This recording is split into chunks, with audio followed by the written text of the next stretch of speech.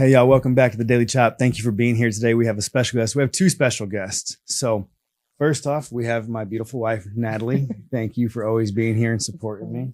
Yes. A little applause there. Thank you. Thank you. Sorry. We also have Shelly Hanson. She's a life coach. And Shelly, could you tell us a little bit about yourself? Sure. I am, my name is Shelly Hanson, and what thing do you want to know first? I guess it would be, I am married with 6 children. Oh, wow. Awesome. But 4 of them have grown and flown. They're out of the nest. Okay. I have 2 left at home. Oh. And I have 4 grandchildren. And so that's an amazing part of life. And currently what I'm doing right now is I'm a brain rewiring coach, and I help to lead and run a women's recovery center in Henry County in Indiana. Okay. And then I also have a business, Prospering Mind and Body, doing brain rewiring coaching. And I hold classes and things like that to help people rewire their mind and recapture joy in their life. That's awesome. Amazing. So I am technically what I'm called as a brain rewiring coach. Okay. And so, and what inspired me was a few things. First of all, I am fascinated with how the mind works, and I study behavior, and Okay. I have since I was little. Mhm. I'm always like, why do people do what they do? Why are Mhm. you doing that? What is the motivation behind that? I've done that my whole life. So I love breaking things down, and it's just how I'm wired. Yeah. And so, but also I think what would have led me into this most recently would be the crash that I had in my health and in my own mental health. Because I come from a background of, I don't know if you know this, I guess you guys probably don't know a whole lot about me, but I have a background of addiction from the time I was like 18 to 25, I think. Just major addiction, just living a crazy wild life. And then I found the Lord when I was 25. Wow. And That's I was awesome. radically saved and set free. That's probably a whole other podcast. I could tell you about my salvation experience and how the Lord delivered me from the crazy world that I was living in. Yeah. And from that time on, I was fascinated with mind renewal, because when I was living my life back then from 18 to 25, I mean, I was diagnosed with all the things, borderline personality disorder, bipolar disorder, all anxiety, depression, all those things. And all the things that they would want to medicate you for. They labeled me with. Yeah. I now come with a warning label. I now believe that I'm never going to have a normal relationship with anyone. Yep. The only way I'm ever going to get better is to self-medicate, is what I thought. Yeah. And so I was just in a really dark place for a long time. Yeah. And so once I found the Lord, and I received so much healing just in that instant moment of salvation, that I was like, what? Because my spirit was born again. My spirit was born again. For sure. And so much of my mind was healed, but I still struggled with certain things as a believer. So real quick, what that was one of the things I wanted to ask you. What was what do you mind sharing that moment that put you on this path? Yeah, sure. Which moment? So the moment you were speaking of right now, you had a radical change. Yep. Did that put you on the path of wanting to become a mental health? Well, I was going to say, was it more of like the fact that you were still kind of struggling? Like, even though you had been radically delivered, you still. Yes. So I was radically delivered and set free, and I started pursuing mind renewal a lot. So our church we started this emotional healing ministry, and we were studying things like Sozo and restoring the foundations. And I was certified in all these different modalities for emotional healing, which is basically taking you through deliverance and healing from your past. Sure. So again, it started me on that path. This was the beginning of the journey a little bit of wanting to be a brain rewiring coach, but I didn't even know that existed back then. Okay. And then it was in about 6 years ago when I had a crash. I had a health crash, and I had I started experiencing panic attacks, and my health was doing some wild things. I started having weird reactions to foods, and I was a mess. Yeah. But I loved the Lord, and I was in ministry. I was working for my church as the next generation pastor, and I was doing all these things, but I was crashing and burning. And so I went on this journey to be like, what is wrong with me? Yeah. And so in that journey of discovering what was wrong with me is actually when I found out, oh, your nervous system is dysregulated. Yeah. That's what's wrong with you. And here's how you can help it. And then that got me on the journey of going, well, I can help people. Like I can do this. I can bring people into the same place. And so while I was receiving my healing, I also received my certification. I was just simply going to say, like, I think it's important for you to kind of sit there for a second, because there's so many people in ministry or who serve the Lord, who love Jesus. Yes. And still have these issues. Yes. But because of shame, because of embarrassment, or because they feel like, well, I'm a Christian. I'm a believer. I shouldn't be going through this. Like, what would you say to those people? Yeah. So one of the worst things that we do, I think, as Christians, and it's well-meaning, so I'm not, sure, but we stuff our emotions and we call it faith. We stuff what's happening on the inside of us and we try to push it away and then try to cover it up with a good confession. And really what we're actually doing is we're rebuking emotions instead of rebuking demons. Okay, that's what we're right. We're supposed to rebuke demons. We're not supposed to rebuke emotions. Emotions are part of who we are. Yeah. And we can't be led by our emotions. Right. But we also can't lock them in the trunk of our car. There's a saying, I think Abby Stumble says, you can't let your emotions drive the car, but you also can't lock them in the trunk. Right. And like emotions are like children. Sorry, this is how it goes. Start that over. Abby Stumble says that emotions are like children. You can't let them drive the car, but you also can't lock them in the trunk. Sure. And so they have to be cared for and nurtured is what you need to do with them. They just want to be seen. Yeah. Because if you think about a child who's going, mom, mom, mom, mom, all they want is for you to just look at them and be like, yes, honey, what is that you need? Right. Yeah. And they'll say this tiny thing and then they'll run away. This is how our emotions are. If we ignore them, we pretend like they're not there because we hate them. They feel icky. Emotions feel gross. We don't like shame. We don't like fear.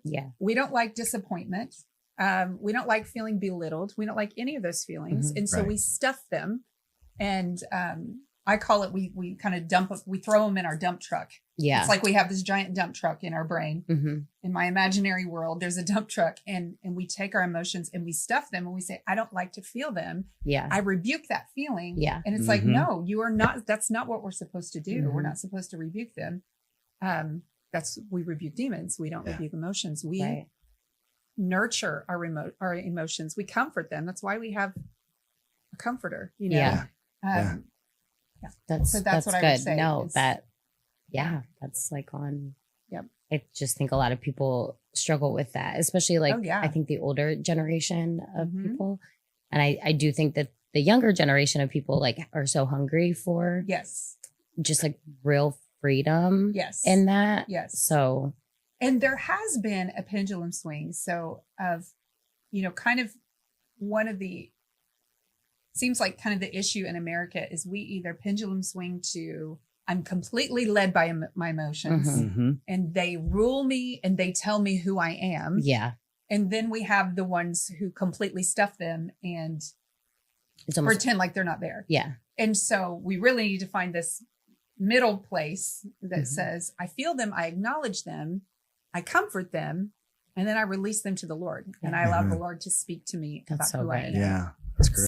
Why do you think it's so hard for adults to break old thought patterns and habits? So I have to go backwards a little bit before I answer that question. So why is it difficult for adults to break old patterns? Is because we're hardwired that way. Because as children, we go through experiences and when we go through certain experience, traumatic events or things that are really difficult, there are 3 things that we need in order to walk out of that situation okay again. We need comfort, we need safety, and we need identity spoken into us. We need comfort, we have to return to safety, and we need identity spoken to us. So if I go through something traumatic as a child and there's no one there to comfort me, or the comfort that I receive is the opposite of comfort, like, oh, you're fine, get over it. Yep. Things like that. If I never return to safety, if my home life is really chaotic and I don't have a safety to anchor myself to, I'm left in a state of torment. I'm left in a state of trauma. Yeah. And if the identity that's spoken into me when I go through something traumatic, like I leave with it a piece of my identity saying, there's something wrong with you. This is your fault. Yeah. You're a bad person because of this. If I leave with part of my identity ruptured in some way, that is actually going to steer my life, because I now have a lens in which I look through that says, no one is safe. I'm not safe. It says there's something wrong with me. And the lens is also, if you need comfort, you have to do it yourself. Yeah. You've got to find it through things. Yeah. You've got to find it through drugs or alcohol or porn or whatever it is that you want to find your comfort through. And you don't learn that you can find the comfort through the Holy Spirit, that you can find healthy comfort from people who are healthy, and that you can comfort yourself within yourself. Yeah. Absolutely. Most important is you find it through the Lord. Yeah. Yeah. And so if those things are not resolved in childhood, we now have a lens. Okay. So, when we, the enemy comes to steal, kill, and destroy, and he can be clever, and he knows that if he can create, a chain of events in childhood that would cause us to begin to live through that lens, to live in a state of survival, that he doesn't actually have to touch us again, because we will eventually destroy our own lives. Yeah.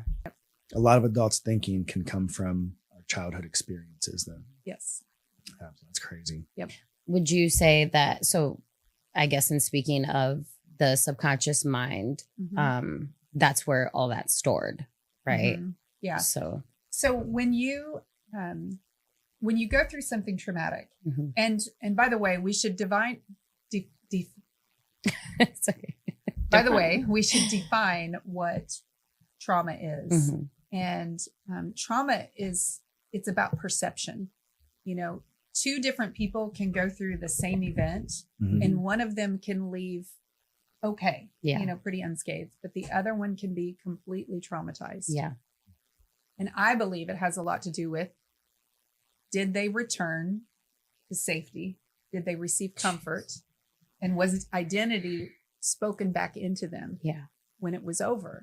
How were they comforted? How was it resolved for them?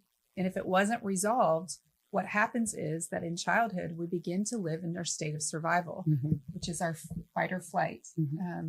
There's actually 4 F's that we talk about, the fight, flight, freeze, or fawn.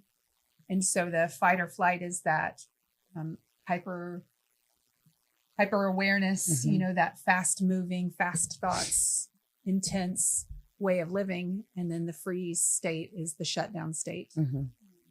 So when we're vacillating in and out of fight, flight, freeze, and fawn, which fawn is the people pleasing place of your brain, I have to become a chameleon in order to neutralize the threat. Yeah. I will be whatever you need me to be in order for there to be peace in this home. Yeah. Okay.